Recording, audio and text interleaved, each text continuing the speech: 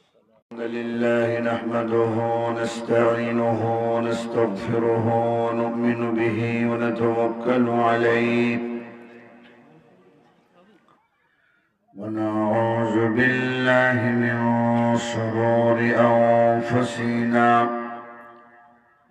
ومن سيئات أعمالنا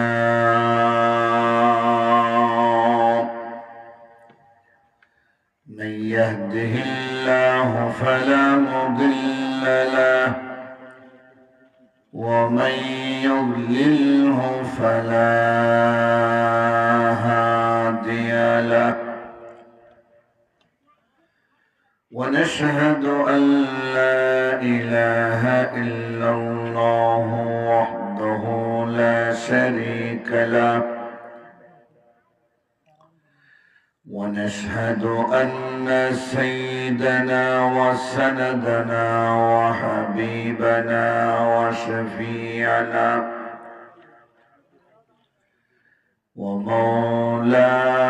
ومولانا محمدا عبده ورسوله الذي أرسله بالحق بشيرا ونذيرا وداعيا إلى الله بإذنه وسراجا منيرا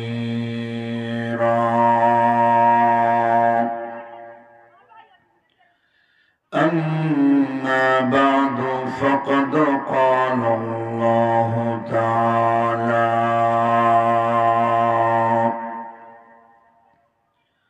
في كلامه المجيد وفي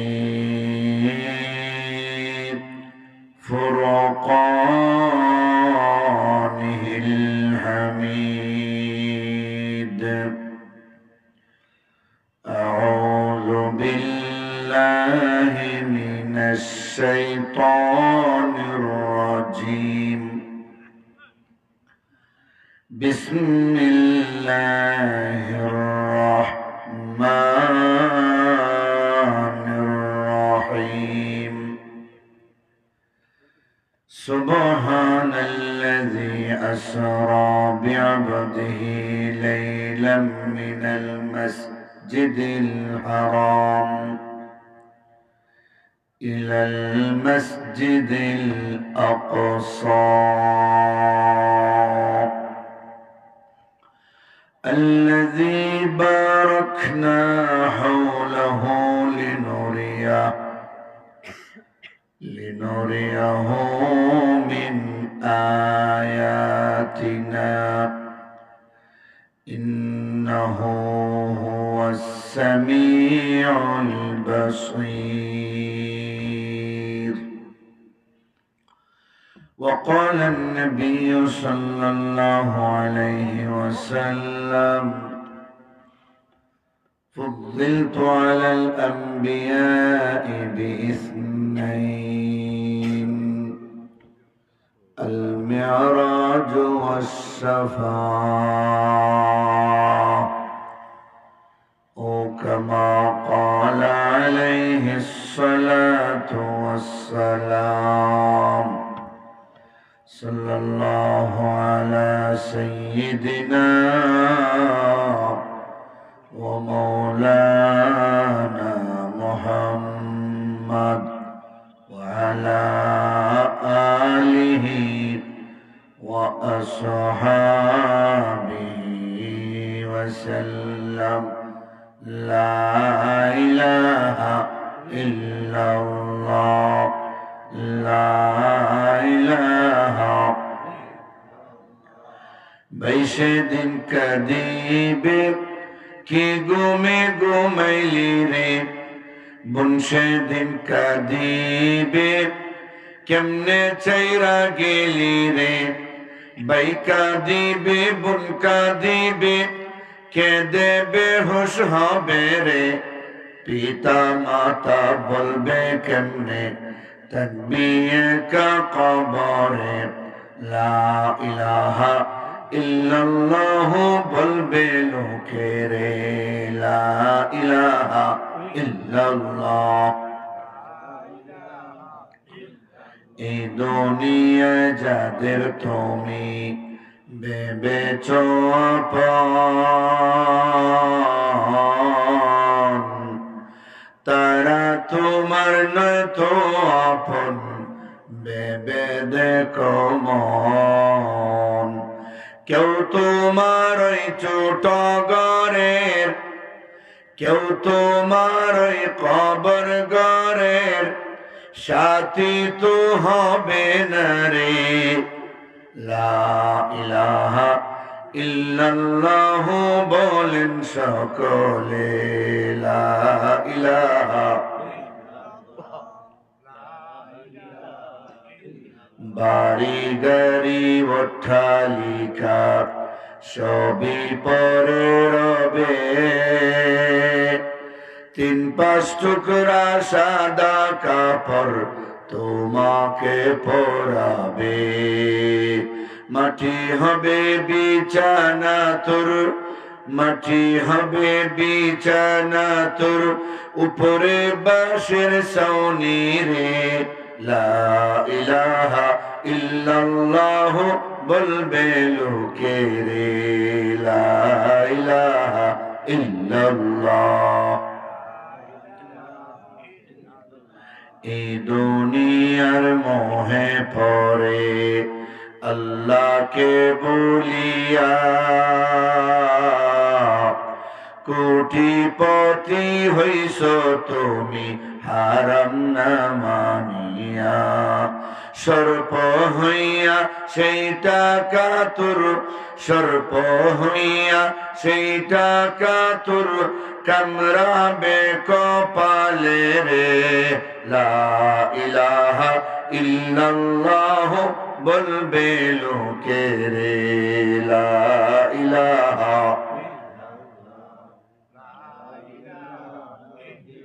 3.5 হাত মাটির ভিতর ছোট একটি ঘর, সেই ঘরে কেউ নয় তো আপন, সবই হবে পর। আপন হবে নামাজ রোজা, ঠিক না বেঠিক? আপন হবে যাকাত সাদাকা, আপন হবে হজ উমরা, আপন হবে মসজিদ মাদ্রাসা, আপন হবে ওয়াজ ও তাফসীর, আপন হবে নেক আমল তোর, আপন হবে নেক আমল তোর, আর কিছু হবে না রে। লা ইলাহা ইল্লাল্লাহ বলবে লোকে রে, লা ইলাহা। একটু বাড়িয়ে দেন, লা ইলাহা, লা ইলাহা ইল্লাল্লাহ, লা ইলাহা, লা ইলাহা ইল্লাল্লাহ মুহাম্মাদুর রাসূলুল্লাহ সাল্লাল্লাহু আলাইহি ওয়াসাল্লাম। বারাকাল্লাহু লানা ওয়া লাকুম ফিল কুরআনিল আযীম ওয়া নাফা'না ওয়া ইয়্যাকুম বিল আয়াতি ওয়াজ যিকরিল হাকীম। কাগজপুর পূর্বপাড়া যুব সংঘের উদ্যোগে আয়োজিত আজকের ইসলামী মহাসম্মেলনের পরম শ্রদ্ধাভাজন সভাপতি জনাব আলাউদ্দিন মিয়া সাহেব কাগজপুর, শ্রদ্ধাভাজন মুরব্বিয়ানে কেরামগণ, দিগর হযরত উলামায়ে কেরাম, যুবক ভাইয়েরা, বাড়িঘরের পর্দার আড়ালের সম্মানিত শ্রদ্ধেয় মা ও বোনেরা, মহান আল্লাহ রাব্বুল আলামিনের দরবারে লক্ষ কোটি শুকর আদায় করছি, যিনি আমাদেরকে অত্যন্ত দয়া অনুগ্রহ পাঠ করেছেন। তৌফিক ইলাহি শামিল হাল হলে আপনাদের সামনে নির্ধারিত সময় পর্যন্ত কিছু আলোচনা করব।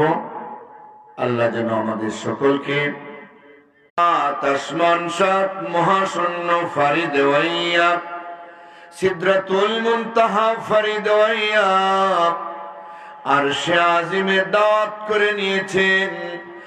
আর কোন নবী রাসূলকে এমন সম্মান দিয়া দাওয়াত করেন নাই। সুবহানাল্লাহ। এই জন্য আমরা গর্বিত। আমাদের নবীকে আল্লাহ এত সম্মান দিয়েছেন, এই সম্মানটা তো আমাদের জন্যও আছে। কথা বলেন ঠিক কিনা? যেহেতু আমরা ওনার উম্মত, আমরা ওনার আগেকার বহু নবী রাসূলেরা আমাদের নবীর উম্মত হওয়ার জন্য আফসোস করেছেন। রব্বুল আলামিন আল্লাহ এত সম্মানিত, এত মর্যাদাবান একজন পয়গম্বরের কথা আমরা শুনেছি। আখিরি জামানাতে তুমি যাকে দুনিয়াতে দিবা, যার ব্যাপারে আল্লাহ বলছিলেন আদমরে সৃষ্টি করার পরে আদমকে লক্ষ্য করে, লাউলাহু লামা খালাকতুকা ইয়া আদম ওয়ালা সামাআন ওয়ালা আরদান। হে আদম, ভবিষ্যতে ফিউচারে কিয়ামতের আগে তোমার বংশ থেকে একজন নবী রাসূল আমি দুনিয়াতে দিব, যাকে আমি রাহমাতুল লিল আলামিন বানাইব, যাকে আমি শফিউল মুজনিবিন বানাইব, যিনি হবে আমার সবচেয়ে প্রিয়, যিনি হবে তোমার সন্তানদের পয়গম্বর। আদম রে, ওই মুহাম্মদুর রাসূলুল্লাহ সাল্লাল্লাহু আলাইহি ওয়াসাল্লামকে সৃষ্টি করার ইচ্ছা যদি আমি আল্লাহর না থাকতো, আমি আল্লাহ তোমার মতো আদমকেও বানাইতাম না, আসমানটাও বানাইতাম না, জমিনটাও বানাইতাম না। এক কথায় সব বানাইছি আর বানাইব একমাত্র আমার বন্ধু মুহাম্মদুর রাসূলুল্লাহর খাতিরে। আর জোরে কন্যা পরে ঠিক কিনা বলেন? কিয়ামতের টাইমে আলামত হিসাবে কিয়ামতের আশরাতুস সাআতি আশরাতুন, বড় আলামত 10টা। তন্মধ্যে ঈসা রুহুল্লাহ, নুজুলু ঈসা ইবনে মারইয়াম। দাজ্জালের পরে ঈসা রুহুল্লাহ দুনিয়াতে আসবেন। সিরিয়ার দামেস্কের সাদা মিনারওয়ালা মসজিদে 2টা ফেরেশতার কাঁধের উপরে বর করে নামবেন। ফজরের টাইম, তখন ইমাম মাহদী সারা বিশ্বের নেতৃত্ব দিবেন। ইমাম মাহদী ইমামতি করার জন্য মেহরাবের ভিতরে ঢুকছেন। ওই টাইমে ফজরের ইকামত চলবে, কিন্তু ওই টাইমে ঈসা রুহুল্লাহ মসজিদের মিনারায় নামবেন। খবর পাইয়া নামাজ না পড়িরা ঈসা রুহুল্লাহরে নামাইবার জন্য ইমাম মেহেদী বের হয়ে যাবেন। সিঁড়ি দিয়া ঈসারে নামাইবেন, নামাইয়া বলবেন, ওগো আল্লাহর পয়গম্বর, ওগো ঈসা রুহুল্লাহ, আমরা আমাদের পয়গম্বর রাহমাতুল লিল আলামিনের পিছনে নামাজ পড়ার সৌভাগ্য আমাদের হয় নাই, যেহেতু নবীর যুগে আমাদের জন্ম হয় নাই। ওগো ঈসা পয়গম্বর, আপনি তো কোরআনের মাধ্যমে আমরা জানছি শেষ জামানার পয়গম্বরের ব্যাপারে সুসংবাদ দিয়েছেন। আপনি বলেছেন, ইন্নী মুবাশশিরাম বিরাসূলি ইয়াতি মিন বাদ ইসমুহু আহমদ। আহমদ নামে আল্লাহর একজন পয়গম্বরের সুসংবাদ আপনি দিয়েছেন। ওগো ঈসা রুহুল্লাহ, আমরা তো আমাদের নবীকে পাই নাই, আসেন গো আসেন, ফজরের ইকামত হয়ে গেছে, আপনি মেহরাবে ঢুইকা ইমামতি করবেন, আপনার পিছনে আমরা নামাজ আদায় করব। কিন্তু ঈসা রুহুল্লাহ জবাব দিবেন, না গো ইমাম মাহদী না, আমি কিন্তু নবী আসলেও নবুয়তি নিয়ে আসি নাই, আমি আসছি আপনাদের পয়গম্বর, আখিরি জামানার পয়গম্বরের উম্মত হইয়া। আমি দাজ্জালকে খতম করব, আমার মরণ বাকি ছিল, আমি আসমানে উঠে গিয়েছিলাম, আমি আবার স্বাভাবিকভাবে মরব, আমি ইমামতি করব না, আপনাদের একজনই নামাজ পড়াইবেন আর আমি আপনাদের পিছনেই নামাজ আদায় করব। আর জোরে বলেন সুবহানাল্লাহ। কি বুঝলেন? আমাদের নবী সবচেয়ে সম্মানী, আমাদের নবীর চেয়ে সেরা নবী আল্লাহর জমিনে কেউ ছিল না, আসবেও না, ঠিক কিনা? हर इब्तिदा से पहले हर इंतहा के बाद जाते नबी बुलंद है, जाते खुदा के बाद मैं सभी को मानता हूँ मगर मुस्तफा के बाद बदुनिया गर किसे पाइंदा बूदे अबुल कासिम मोहम्मद जिंदा बूदे या साहिबल जमाली व या सय्यिदल बशर من وجهك المنير لقد نور القمر لا يمكن الثناء كما كان حقه بعد از خدا بزرگ تو ہی قصہ مختصر। اللہ اکبر বলেন। নবীজি রাহমাতুল লিল আলামিন কে মহান আল্লাহ সবার পরে দুনিয়াতে পাঠাইছেন, কিন্তু সবার চাইতে বেশি সম্মান আল্লাহ আমাদের নবীকে দান করেছেন। আমাদের নবীর চাইতে সম্মান বেশি হবে। জাহান্নামী হবে না কেমনে? এখনো 70-80 বছরের মুরব্বী মানুষে নামাজ পড়ে না, আসেনি না নাই? এক বেটার গরু হারাই গেছে, গরু এখন সন্ধ্যা পর্যন্ত খুঁজতে খুঁজতে পায় নাই, তো মসজিদে গেছে, ইমাম সাহেবরে কইতো যে মসজিদের মাইকে একটা এলান দেন, অমুকের গরু হারাই গেছে না। ইমাম সাহেবরে যখন ডাক দিছে, ইমাম সাহেব গরু তো আমরা একটা বাউন্ডারির ভিতরে বাইন্ধা তৈছি, কেন? এটা আমাদের মসজিদ। ইব্রাহিম বলবেন আমিও পারবো না, তোমরা আমার পরে মুসা কালিমুল্লাহর কাছে যাও। মুসা বলবেন আমিও পারবো না, তোমরা আমার পরে ঈসা রূহুল্লাহর কাছে যাও। সব নবী রাসূলের কাছ থেকে ব্যর্থ মনোরথ হইয়া সবাই ফিরে আসবে ঈসা রূহুল্লাহর কাছে। ঈসা রূহুল্লাহ বলবে আমিও পারবো না, কিন্তু তোমাদেরকে ছাড়বো না, তোমাদেরকে নিয়ে যাব এমন একজন নবীর কাছে, এমন একজন রাসূলের কাছে যাকে আল্লাহ শাফে বানাইছে, যাকে আল্লাহ মুসাফফা বানাইছে, যিনি সুপারিশ করলে আল্লাহ কবুল না কইরা পারবে না। আল্লাহ উনারে বড় ভালোবাসে। আল্লাহর পরে যার মর্যাদা তিনি হলেন মুহাম্মদুর রাসূলুল্লাহ।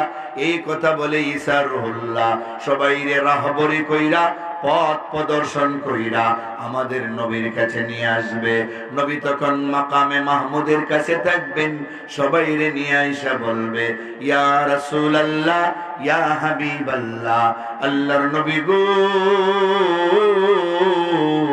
আমরা 1,24,000 পয়গম্বর এবং তাদের সকল উম্মত এবং আপনার সকল উম্মত সব মিল্লা আপনার কাছে এসেছি।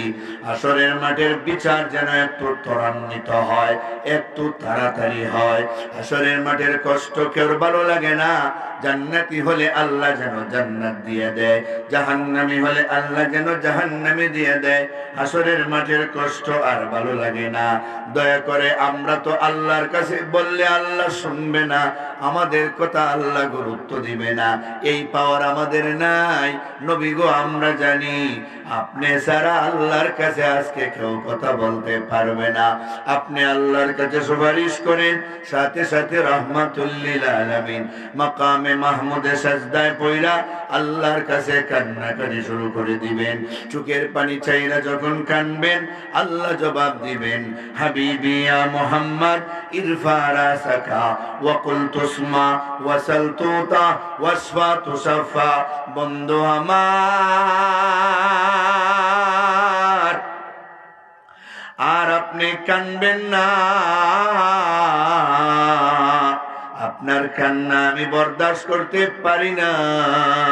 আপনি দুনিয়াতে কম কাঁদেন নাই, তায়েফের জমিনে বেঈমানেরা আপনারে মারতে মারতে সারা শরীর জখম করে ফেলেছে। উহুদের ময়দানে আপনার দান্দান শহীদ হয়েছে। মক্কার জিন্দেগিতে শিয়াবে আবি তালেব নামক জেলখানায় 3টা বছর বন্দিত্ব থেকে কাঁদছেন, শুধু উম্মতের জন্য কাঁদছেন। নবী আপনি আর কাঁদবেন না, আপনার কান্না আমি আল্লাহ বরদাস্ত করতে পারি না। আপনি আমার কাছে কথা বলেন, আমি আল্লাহ শুনব। আমার কাছে আপনি যা চান আমি আল্লাহ দিব। যার ব্যাপারে আপনি সুপারিশ করবেন আমি আল্লাহ আপনার সুপারিশ মঞ্জুর করিয়া নিব। এই হলো শাফাআতের মর্যাদা। এটা আর কোন নবী রাসূলের নাই। আগে পাইলাম 6টা মর্যাদা, এখন পাইলাম 2টা। এই 2 হাদিসে 8টা মর্যাদা, যেটা আর কোন নবী রাসূলের নাই। অসংখ্য গণিত আরো মর্যাদা আছে। কথা বলে ঠিক নেই? উম্মত হবে নবীর বেশি, এটা তো একটা মর্যাদা। জান্নাতে যাবেন নবী সবার আগে, এটা তো একটা মর্যাদা। তো আরো 2টা হওয়া গেল, কয়টা হইল? 10টা হয়ে গেল। তিলকা আশরাতুন কামিলা আরো আছে, এই 10টা হইল। এখন নবী বলেন, আমারে মহান আল্লাহ দুনিয়া থাকতে মেরাজ নামক দৌলত দান করেছেন, মেরাজ নামক সম্মান দান করেছেন। সুবহানাল্লাহ বলেন। আর এটা হচ্ছে এই মেরাজের মাস। যেহেতু আলোচনাটা অনেক লম্বা, আমি আমার জুমার মসজিদে সংক্ষিপ্ত আকারে বইলাও 3 জুম্মায় প্রায় 3.5 ঘন্টা সময়, এক জুম্মায় 1 ঘন্টা 15 মিনিট, এভাবে 3.5 ঘন্টা, পরে 4 ঘন্টায় গিয়ে শেষ হবে সংক্ষিপ্ত আকারে। এখানে তো এত লম্বা বিষয় বলা যাবে না, এরপরে একটু শুরু করে যদ্দূর যাওয়া যায়। কি করেন ইনশাআল্লাহ? আমার প্রাণের ভাইয়েরা, আমার প্রাণের বাবারা, রাহমাতুল লিল আলামিনকে আল্লাহ মেরাজ করাইছেন, উর্দাকাশে নিয়ে গেছেন। এত লং জায়গা, এত লম্বা জায়গা ভ্রমণ করাইছেন, যেটা এই ব্রেন দিয়ে বিশ্বাস করা মুশকিল হয়ে যায়। আর যেন কেউ মুশকিল না হয়, যেন কেউ অবিশ্বাস না করে, আল্লাহ কাহিনী বর্ণনার শুরুতেই সুবহান শব্দ ব্যবহার করেছেন। সুবহানাল্লাহ জোরে বলেন। আশ্চর্য কথা শুনলে সুবহানাল্লাহ বলতে হয়, খুশির কথা শুনলে আলহামদুলিল্লাহ বলতে হয়, হারানো কথা, মৃত্যু সংবাদ শুনলে ইন্না লিল্লাহ বলতে হয়। ঠিক নেই না? উল্টা পাল্টা লাগবো? এক বেড়ার একটা ছেলে হইছে, এটা খুশির সংবাদ না দুঃখের সংবাদ? তার বন্ধুরে ফোন করছে, দোস্ত আমার একটা ছেলে হইছে, কই ইন্না লিল্লাহি ওয়া ইন্না ইলাইহি রাজিউন। হইছে নি? আরেক বেটার মা মরছে, তার বন্ধুরে ফোন করছে, দোস্ত আমার আম্মা মরে গেছে রে, কই আলহামদুলিল্লাহ। হইছে? উনানো কি কইতো এটা বুঝে না। জোহরের সময় ফজরের নামাজ পড়লইব, হ্যাঁ? তাহলে টাইম মতো কোন সময় কি করতে হইব এটা জানান লাগবো। আর জানার জন্য এই সমস্ত ওয়াজ মাহফিলে আসন লাগবো। কথা বলেন ঠিক নি? না আসলে কি আমল করা যাইব নাকি? জানা যাইব, আর না জানলে আমল করাও যাইব না। আমার প্রাণের ভাইরা, আমার প্রাণের বাবারা, রাহমাতুল লিল আলামিন মুহাম্মদুর রাসূলুল্লাহ সাল্লাল্লাহু আলাইহি ওয়াসাল্লাম নবীজি উম্মে হানির ঘরে ঘুমাই রইছেন। কার ঘরে? উম্মে হানি, নবীর চাচাতো বোন উম্মে হানি, আবু তালিবের মেয়ে, হযরত আলীর আপন বোন উম্মে হানি ঘুমাই রইছেন গভীর রাত, অর্ধেক ঘুম অর্ধেক সজাগ। এমত অবস্থায় 2 জন ফেরেশতা ঘরের ছাদ ভেদ কইরা ঘরের ভিতরে ঢুকছেন। একজনের নাম জিব্রাইল আর একজনের নাম মিকাইল। 2 জনের বাড়ি আপনার আর কাগজপুর। কাগজপুর নি? কয়েকজন হইতেছে জি হয়। ফেরেশতার বাড়ি কাগজপুর না কেটা? জিব্রাইল ফেরেশতা লাহু সিত্তুমিয়াতি আজনিহাতিন মিন নূর, যার আছে নূরের 600 পাখা। সুবহানাল্লাহ নাই? আপনার আছে নি হট্টা পাখা? 600 পাখা। একটা পাখা যদি পৃথিবীতে বিছায় সুই পরিমাণ জায়গাও ভাগ থাকবে না। তাহলে কাগজপুর থাকবো কেমনে? একটা ফাঁকার জায়গা সারা পৃথিবীতে নাই, ঠিক কিনা বলেন? উনি তো নবীদের কাছে আসতো শরীরটা গুঠাইয়া ছোট হইয়া আসতো, বড় করলে উপায় নাই, বড় করলে উপায় নাই। সাথে আছেন মিকাইল ফেরেশতা, উনি অনেক গরম বড়, যার নেতৃত্বে মেঘ হয়, তুফান হয়, ভূমিকম্প হয়, ঝড় বৃষ্টি হয়, রোদ করা হয়, বন্যা হয়, সিডর হয়, এলাকাকে এলাকা ডুবাইয়া দেয়, ফালাইয়া দেয়, নাড়াইয়া দেয়, ঠিক কিনা বলেন? যেমন তেমন ফেরেশতা না। কাজেই ঘটনা অবিশ্বাস করার কিছু নাই। আল্লাহ বলেন সুবহানাল্লাযী আসরা বিআবদিহি লাইলাম মিনাল মাসজিদিল হারাম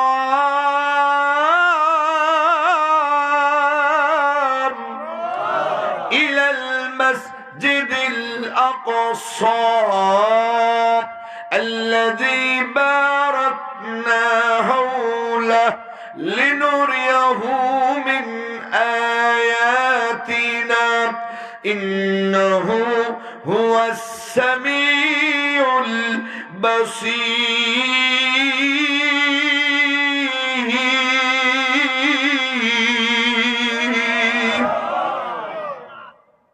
আমার নবীর মেরাজের কাহিনী আল্লাহ বর্ণনা করতেছে।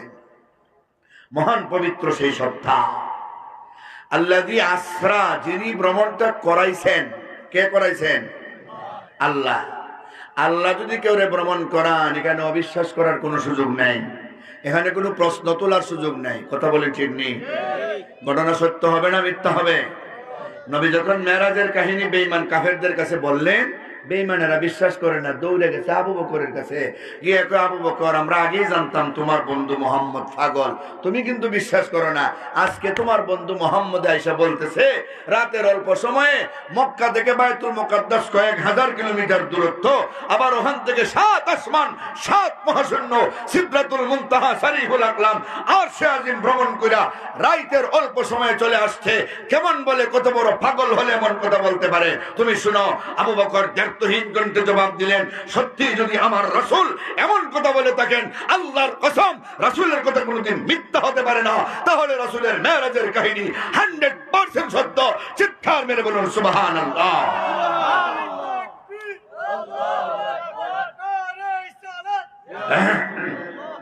আমার প্রাণের ভাইয়েরা, আমার প্রাণের বাবারা, নারায়ে রিসালাত কইলে মুহাম্মদুর রাসূলুল্লাহ। কি বলবেন? মানে শুদ্ধটা বলবেন, অসুবিধা নেই, স্লোগানে কোনো সমস্যা নেই, তবে বলতে হবে শুদ্ধটা। নারায়ে তাকবীর আল্লাহু আকবার, নারায়ে রিসালাত মুহাম্মদুর রাসূলুল্লাহ। ঠিক আছে? আমার প্রাণের ভাইয়েরা, আমার প্রাণের বাবারা, তাহলে যেই কথাটা বলতে চাই, আল্লাহ ভ্রমণ করাইছেন, ঘটনার মধ্যে আর কোনো সন্দেহ থাকার কথা নাই। কার মাধ্যমে? 2 জন ফেরেশতা, জিব্রাইল মিকাইল, এরা অনেক বড়, এখানে আর সমস্যা নেই। আল্লাহর নবী রাহমাতুল লিল আলামিন উম্মে হানির ঘরে ঘুমাইছেন, সাত বেদ কইরা বাহির করে নিয়ে গেছেন। কি ওনারা দরজা দিয়ে কি ঢুকতে পারতেন না? কি বলেন? যেই ফেরেশতা ঘরের ছাদ ফাটাইতে পারেন, ভাঙতে পারেন, ওনারা কি দরজা ভাঙতে পারবেন না? কোনো অসুবিধা আছে নাকি? আজরাইল যে আমাদের বাড়ি ঘরে এসে মানুষের জান লইয়া যায়, কি দরজার তালা কি ভিতর থেকে খুললে দেওয়ান লাগে নাকি? কি বলেন আপনারা? কিচ্ছু তো লাগে না। কেমনে যে ঢুকে হিসাব নাই। নাকি কেউ বাঁচতে পারে আজরাইলের হাত থেকে? বলেন আলা ইয়া সাকিনাল কসরিল মুআল্লা, আলা ইয়া সাকিনাল কসরিল মুআল্লা ستدفن عن قريب في التراب له ملك ينادي كل يوم لدول الموت وابنوا للخراب মরণ থেকে যতই পালাও মরণ তোমায় লইবে গিরি। যদিও সুদূর আকাশ পানে পলাও সে তাই লাগিয়ে সিঁড়ি। প্রান্তশালার বন্ধুরা আজ শুনেন পেতে দুটি কান। যাওয়ার বেলায় বলবো আমি কি দুঃখে মোর কান্দে প্রাণ। প্রান্তশালার আপন যারা চলে গেছেন কেহ নাই, তারাও গেছেন আমিও যাব, দুনিয়ায় থাকার জায়গা নাই। ববের ঘাটে নৌকা বাঁধা চারবে তাহা একটু পর। সময় থাকতে ওহে মাঝি নৌকাটি গিয়ে বোঝাই কর। তোমার আগে এই বাড়িতে বাস করেছে অনেকজন, তারাও গেছে তুমিও যাবে, থাকবে না কেউ বেশিক্ষণ। ঠিক নেবে ঠিক। যেইভাবে আজরাইলের হাত থেকে দরজা বন্ধ করে কেউ বাঁচতে পারে না, আজরাইল ঘরের ভিতরে প্রবেশ করতে পারে, ফেরেশতারে কেউ আটকাইতে পারে না, পারবেও না।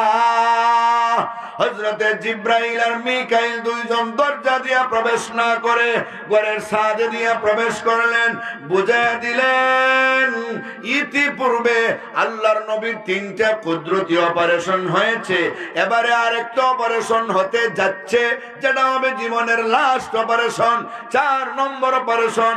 নবীর 4 বছর বয়সে একটা অপারেশন হয়েছে, 10 বছর বয়সে 2 নম্বর অপারেশন, 40 বছর বয়সে 3 নম্বর অপারেশন, আর মেরাজের রাইতে 4 নম্বর অপারেশন। সুবহানাল্লাহ।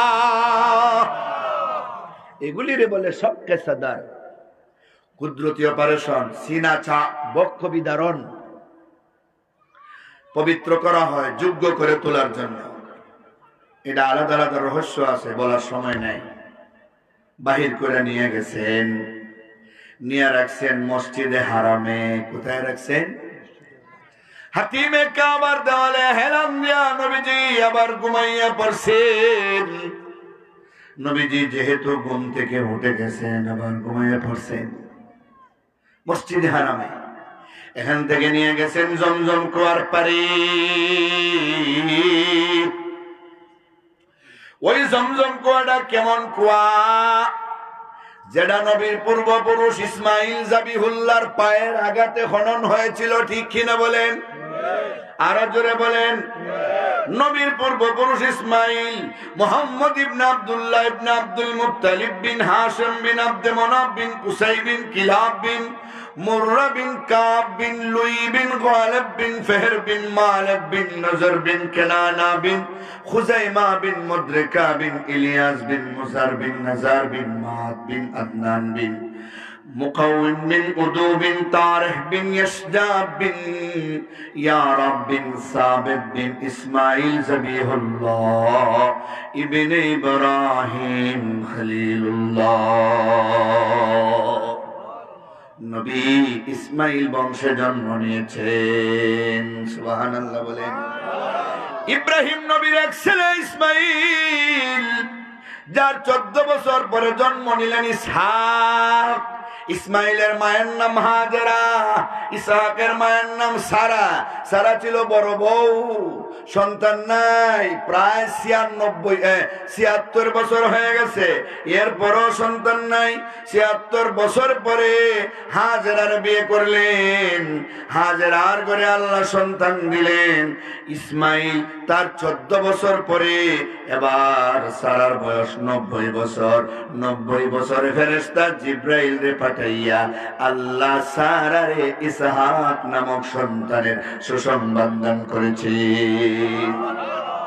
সারা কয় 76 বছর পর্যন্ত সন্তান হইল না, কিন্তু এখন 90 বছরের বৃদ্ধা আমি কেমনে হবে? জিব্রাইল কয় চিন্তা করো না, এমনি হবে। শুধু সন্তান দিব তাই না, তোমার সন্তানের নাম ইসহাক, তারে আল্লাহ পয়গম্বর বানাইবে।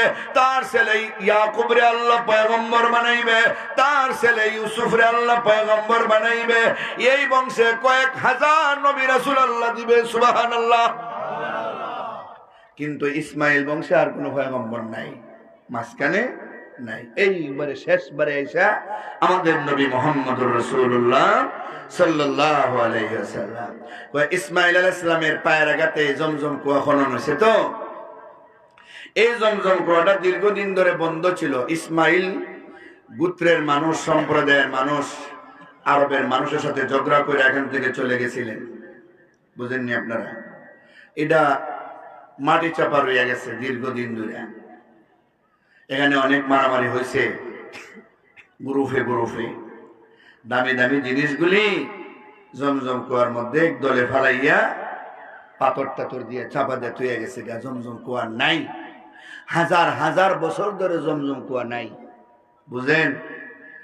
আমাদের নবীর দাদা আব্দুল মুত্তালিব হাতিমে কাবায় ঘুমাইয়া রইছে, আর স্বপ্ন দেখে আব্দুল মুত্তালিব তুমি জমজম কুয়াটা খনন করো। 3 বার আরো অন্যান্য নাম দেখছে, পরে 4 নম্বর বার জমজম কুয়া। আব্দুল মুত্তালিব জমজম কুয়া খনন করো। এলাকার মানুষের কাছে তিনি বললেন আমি স্বপ্নে দেখছি জমজম কুয়া খনন করবো। এরা কই মিয়া পাগলামির আর জায়গা পাও না, কিসের জমজম কুয়া? অনেক অনেক বছর, 1-2 বছর না তো হাজার হাজার বছর পরে এরা কি জানে জমজম কুয়া কি? বুঝেননি? স্বপ্ন দেখছেন ইসমাইল বংশেরই একজন নবীর দাদা আব্দুল মুত্তালিব। আব্দুল মুত্তালিবের কথা কেউ বিশ্বাস করে না। ওনার একটা মাত্র ছেলে হারেস, আর ছেলে নাই তখন। উনি হারেসরে নিয়ে জমজম কুয়া খনন শুরু করলেন। স্বপ্নে যে জায়গা দেখছেন এই জায়গায় উহুর জোহরে 3 দিন পাথর বালু খুদার পরে, খনন করার পরে হঠাৎ করে দেখেন একবারে ঢেউ দিয়া পানি ওঠা শুরু করছে। জোরে করে সুবহানাল্লাহ। উনি কয় নারে তাকবীর, আল্লাহু আকবার। কে কয় নারে তাকবীর? আব্দুল মুত্তালিব নারে তাকবীর দিয়ে উঠছে। পানি যে হয়েছে কেউ বিশ্বাস করছিল না, কিন্তু আল্লাহ তাআলা জমজম কুয়ার পানি দিয়ে দিছে। এখন তো পানির জন্য সবাই পাগল পারা। এই যে জমজম কুয়াটা, এটা আব্দুল মুত্তালিবের মাধ্যমে আবার দ্বিতীয়বার খনন করা হয়েছে। সুবহানাল্লাহ, জোরে বলেন। এই জমজম কুয়ার পারে নবীরে নেওয়া হয়েছে। এখানে নিয়ে হযরতে জিবরাইল জমজম কুয়ার পানি উঠাইছেন জান্নাতি একটা পেয়ালা, নবীর কল মুবারক ধারে বাহির কইরা সুন্দর কইরা দইয়া আবার জোড়া লাগাইয়া ভিতরে দিয়া মালিশ করে দিছেন। শিলের কোনো দাগও নাই। সুবহানাল্লাহ। নবীর সামনে একটা বুরাক দাঁড়াইয়াছে, একটা বাহন দাঁড়ায় আছে। বুরাক বারকুন মানে বিজলি, যার গতিটা বিজলির মতো দ্রুত গতি সম্পন্ন, যেটা দেখতে সাদা, মিয়াদু মিনাল লাবান, দুধের চাইতে বেশি সাদা, দুধের চাইতে বেশি সাদা, যার বডি ফিটনেস দুনাল হিমার ফাওকাল বাগল, ফাওকাল হিমার দুনাল বাগল, গাদার চাইতে বড়, খচ্চরের চাইতে ছোট, মোটামুটি মাঝারি ধরনের যে গুড়া দেখেন না, ওই রকমই একটা সাইজ।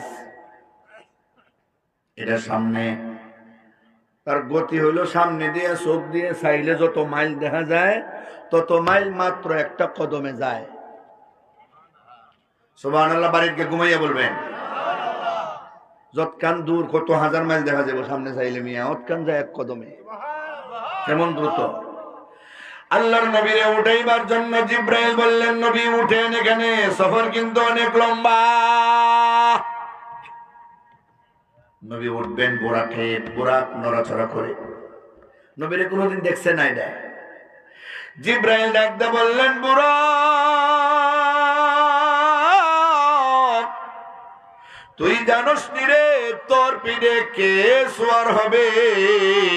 যারে সৃষ্টি না করলে আল্লাহ কোনো কিছুই সৃষ্টি করতেন না। আমি জিব্রাইল মিকাইলকে সৃষ্টি করতেন না, এমনকি বুরাকরে তোরে তোর মারে তোর 14 গোষ্ঠীরও সৃষ্টি করা হতো না। উনি আজকে তোর পিঠে আরোহণ করবে, তোর জীবনটা বড় ধন্য। সাবধান হয়ে যা, নড়াচড়া করবে না। জিব্রাইলের কাছ থেকে নবীর পরিচয় পাইয়া বুরাকটা গাম্মে গেছে এবং থাইমে গেছে। বুরাক লজ্জায় শরমে গাম্মে গেছে এবং থেমে গেছে। শুদ্ধ ভাষায় ঘেমে গেছে এবং থেমে গেছে। কথা বলে ঠিক নেই? নবীজি বুরাকে আরোহণ করলেন, বুরাকে আরোহণ করলেন। নবীজির পিছনে বসলেন জিব্রাইল আলাইহিস সালাম। কে? জিব্রাইল আলাইহিস সালাম। তার পিছনে বসলেন মিকাইল আলাইহিস সালাম। তিনজন বসা। শুরু হলো যাত্রা। বুরাক যাওয়া শুরু করছে তার দ্রুত গতি সম্পন্ন ভাবে। হঠাৎ করে জিব্রাইল তারে থামায়া দিয়া বললেন, তামরে বুরাক। নবীজিরে নামতে বললেন। নবী একটু নিচে তশরিফ রাখেন, নিচে একটু নামেন। এখানে 2 রাকাত নামাজ পড়েন। এলাকাটা শুধু খেজুর গাছ আর খেজুর গাছ। নবীজি 2 রাকাত নামাজ পড়লেন। নামাজ পড়া বুরাকে আরোহণ করলেন। জিব্রাইল জিজ্ঞেস করলেন, কোথায় নামাজ পড়ছেন জানেননি? কোথায় নামাজ পড়ছেন জানেননি? নবী বলেন, না, আমি তো জীবনে এইদিকে কোনোদিন আসি নাই, কেমনে জানবো? এও আবার রাত অন্ধকার, ঠিক নেই? ইয়া রাসূলুল্লাহ, ইয়া হাবিবাল্লাহ, আল্লাহর নবী গো,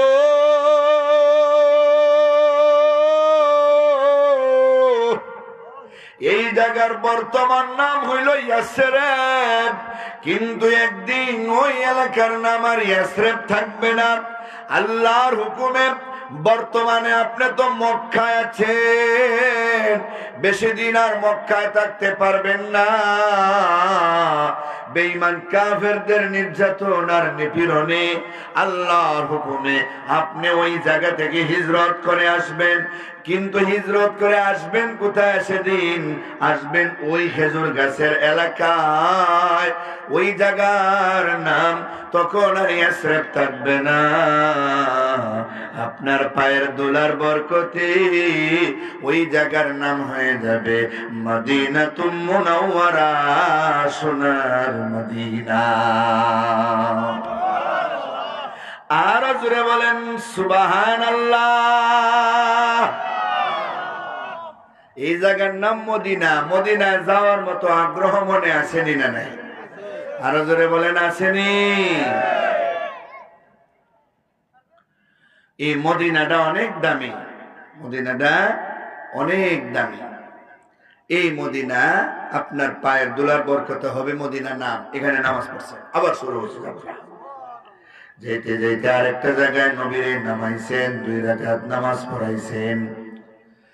জিব্রাইল নামাজ পড়াইয়া উঠাইয়া জিজ্ঞাসা করলেন, জানছেন নি ওই 2 রাকাত নামাজ যে এখন পড়লেন এটা কোন জায়গা? নবী বললেন, না, জানি না। এই জায়গাটা হলো তুরে সাইনা, তুর পাহাড়। সুবহানাল্লাহ। যেখানে মুসা কালিমুল্লাহ আল্লাহর সাথে কথাবার্তা বলছিলেন দাঁড়াইয়া। গুফতে মুসা বা খুদা দর কুহে তুর, গুফতে আহমদ বা খুদা দর আরশে নূর। গুফতে মুসা রব্বি আরিনি আয় খুদা, গুফতে আল্লাহ লন তরানি আয় মুসা। ও নবী রাহমাতুল লিল আলামিন, মুসা কালিমুল্লাহ ওই তুর পাহাড়ে দাঁড়াইয়া আল্লাহর সাথে কথাবার্তা বলেছিলেন। কিন্তু আপনি কথা বলবেন আল্লাহর সাথে আরশে আজিমে যাইয়া। মুসা কালিমুল্লাহ আল্লাহরে দেখার জন্য আগ্রহ প্রকাশ করেছিলেন, কিন্তু দেখতে পারেন নাই, বেহুশ হয়ে পড়ে গেছিলেন। কিন্তু আপনি অন্তরের চক্ষু দিয়া ডাইরেক্ট আল্লাহর কাছে বইয়া আল্লাহরে দেখতেও পারবেন। সুবহানাল্লাহ বলেন। কত মজার কাহিনী, কিন্তু লম্বা করে তো বলার সুযোগ নেই। লম্বা করে বললে একবারে কোনাখানা মাইরা বললে আরো মজা লাগতো, কিন্তু এই সময় তো নাই। আমার প্রাণের ভাইরা, আমার প্রাণের বাবারা, ওই তুর পাহাড়ের পরে আবার যাওয়া শুরু করলেন। 3 নম্বর আর একটা জায়গা পাইলেন, নবীরে নামাজ পড়াইলেন। বললেন এটা কোন জায়গা? নবী বললেন জানি না।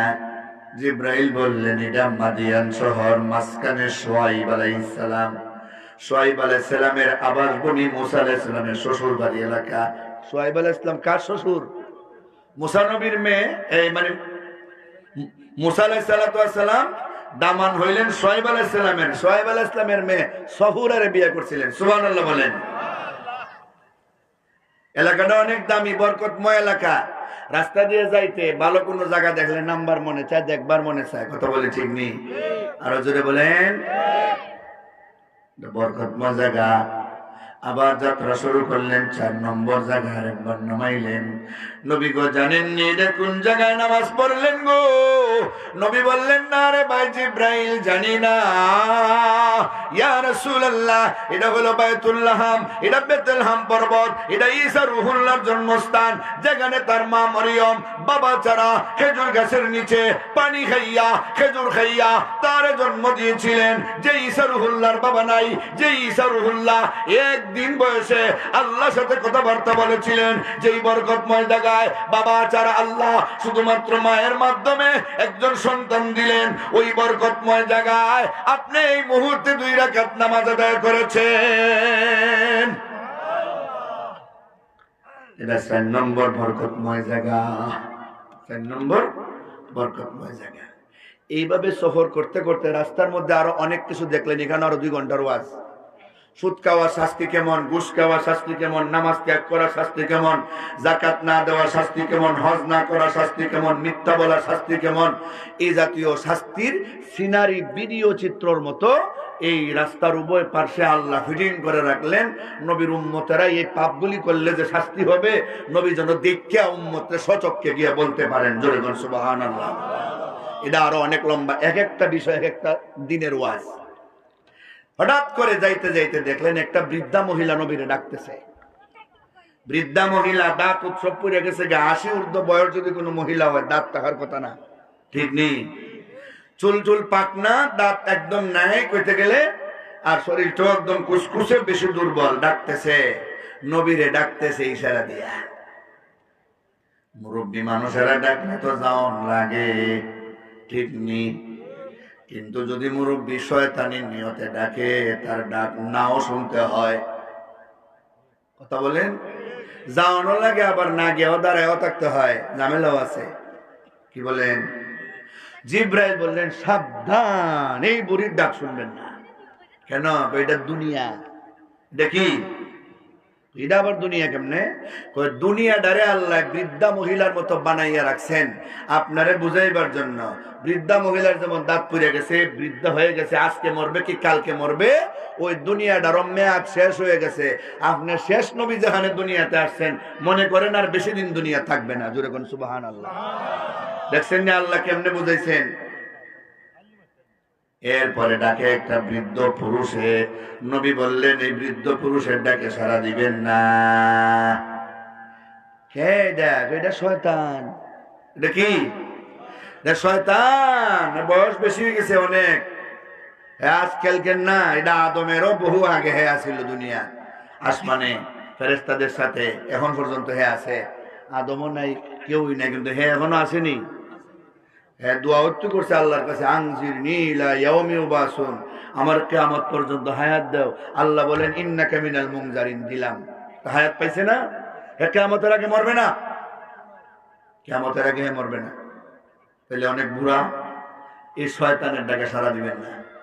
সামনে গেলেন 3 জন লোক, সালাম দেয়া, আসসালামু আলাইকা ইয়া আউয়ালু, আসসালামু আলাইকা ইয়া আখিরু, আসসালামু আলাইকা ইয়া হাশিরু। ওগো প্রথম নবী আপনার উপরে সালাম, ওগো শেষ নবী আপনার উপরে সালাম, ওগো হাসরের ময়দানে সবরে জমা করনেওয়ালা নবী আপনার উপরে সালাম। জিব্রাইল কয় নবী গো, এই 3 জনকে আপনি চিনছেন নি? না চিনি নাই। একজন হলো ঈসা রুহুল্লাহ, একজন মুসা কালিমুল্লাহ, একজন ইব্রাহিম খলিলুল্লাহ। এরা আপনারা অভ্যর্থনা জানাইবার জন্য আসছে। এই সব দেখতে দেখতে বায়তুল মুকাদ্দাস গেলেন। কোথায়? জোরে বলেন, কোথায় গেলেন? বায়তুল মুকাদ্দাসে নবীরে নির্দেশ দিয়া, সম্মান দিয়া ইমামতি করাইছেন। 1,24,000 পয়গম্বর আগে থেকে বসা। নামাজের পরে একটা সম্মেলন হয়েছে। সম্মেলনে এক একজন পয়গম্বর এক একটা বক্তব্য দিয়েছেন, এক একটা বক্তব্য একদিনের ওয়াজ। এই সব শেষে আল্লাহর নবী বক্তব্য দিয়েছেন। এরপরে নবীরে উপরে নেওয়ার জন্য আনা হয়েছে একটা সিঁড়ি, যার নাম মেয়ারাজ। এই মেয়ারাজ অর্থ হইল সিঁড়ি। মেয়ারাজ অর্থ হইল কি? সিঁড়ি। মসজিদে হারাম থেকে বায়তুল মুকাদ্দাস পর্যন্ত এতটুকু কাহিনীর নাম হইল ইসরা, যেটা আল্লাহর কোরআনে বর্ণনা। আসরা কইয়া বলছেন। আর ওখান থেকে শুরু হবে মেয়ারাজ, ঊর্ধ্বগমন। তাসমিয়াতুল কুল বি ইসমিল জুজ হিসাবে একটা সিঁড়ির নামে ভরা কাহিনীর নাম মেয়ারাজ। এখান থেকে যাবেন আসমানে, 7 আসমান, 7 মহাশূন্য, সিদরাতুল মুনতাহা, শরীফুল আকলাম, জান্নাত সব দেখিয়া আল্লাহর আরশে আজিমে গিয়া আল্লাহর সাথে সাক্ষাৎ কইরা পুরস্কার নিয়া নবী আবার দুনিয়াতে আসছেন। ভবিষ্যতে আল্লাহ হায়াতে বাঁচাইলে আরো বিস্তারিত আলোচনা হবে। পরবর্তী মেহমান দেখতেছি আমার বন্ধুবর হযরত মাওলানা। হ্যাঁ, আমি সালাম জি না, আমার তো টাইম শেষ। মুফতি মঞ্জুর রশিদ আমিনী সাহেব দামাত বারাকাতুহু বয়ান করবেন। উনি সামান্য বলবেন, আর উনি দোয়া করবেন। আমারটা ওনার দিয়ে গেলাম দায়িত্ব। সিলেটের কি অভ্যাস, সবাই দোয়া করেন লাগে, অন্যান্য এলাকাতে লাস্টের দোয়া হয়। আমরা কাগজ সুর সুহিন মিয়া তাই 5,000 টাকা মাহফিলও দিছো, তাই লাই দইতো, তাই আব্বা আম্মালাই দইতো, তাই প্রবাসী আছে। আচ্ছা, করিলে আলহামদুলিল্লাহিল্লাযী হাদানা লিহাযা ওয়া মা কুন্না লিনাহতাদিয়া লাউলা আন হাদানা আল্লাহ রব্বানা যালামনা আনফুসানা ওয়া ইন লাম তাগফির লানা ওয়া তারহামনা লানাকুনান্না মিনাল খাসিরিন। রব্বুল আলামিন আজকের মাহফিলকে কবুল আর মঞ্জুর ফরমাও। ইয়া আল্লাহ, আমরা যা বললাম, যা শুনলাম, ভুলগুলি যেহেন থেকে মিটাইয়া দাও, সত্যগুলি আমল করবার তৌফিক দান ফরমাও। ইয়া আল্লাহ, আমাদের মুর্দেগানের কবর জান্নাতের বাগান বানায় দাও। আল্লাহ, জানিনা কার মা নাই, বাবা নাই, আপনজন দুনিয়াতে নাই, ঠান্ডার মধ্যে কবরে পড়ে আছেন। আল্লাহ, কবরকে রাউদাতুম মির রিয়াদিল জান্নাহ বানায় দাও। ইয়া আল্লাহ, যে বিদেশি ভাই সোহেল মিয়া নাম নাকি, ইয়া আল্লাহ, উনি 5,000 টাকা মাহফিলে দান করেছেন। ইয়া আল্লাহ, ওই দানটা কবুল আর মঞ্জুর করে নাও। ইয়া আল্লাহ, আজকের মাহফিলকে শেষ পর্যন্ত পূর্ণ কামিয়াবি দান ফরমাও। রব্বুল আলামিন আমাদের পক্ষ থেকে লক্ষ লক্ষ দরুদ আর সালাম নবীজির রওজায় তোরে পৌঁছায় দাও। আমরা রে বারবার হজ্জ মাবরুর জিয়ারতে মকবুল নসিব ফরমাও। ইয়া আল্লাহ, যে মুরব্বি সাহেবানরা, ইয়া আল্লাহ, যুবক ভাইরা আজকের এই মাহফিলের আয়োজন করলেন, মসজিদের ইয়া আল্লাহ সভাপতি, সেক্রেটারি, আল্লাহ মুতাওয়াল্লি সদস্য এবং এলাকার যুবক ভাইরা, আল্লাহ সবরে দীর্ঘ নেক হায়াত দান করো। আল্লাহ, এলাকার নামাজি মুত্তাকি পরহেজগার হিসেবে কবুল আর মঞ্জুর করো। আল্লাহ, এলাকায় মক্কা মদিনার পরিবেশ কায়েম করে দাও। সুবহান রাব্বিকা রাব্বিল ইজ্জাতি আম্মা ইয়াসিফুন ওয়া সালামুন আলাল মুরসালিন ওয়ালহামদুলিল্লাহি রাব্বিল আলামিন। আসসালামু আলাইকুম ওয়া রাহমাতুল্লাহ। আলহামদুলিল্লাহ, আমরা হুজুরের কাছ থেকে অত্যন্ত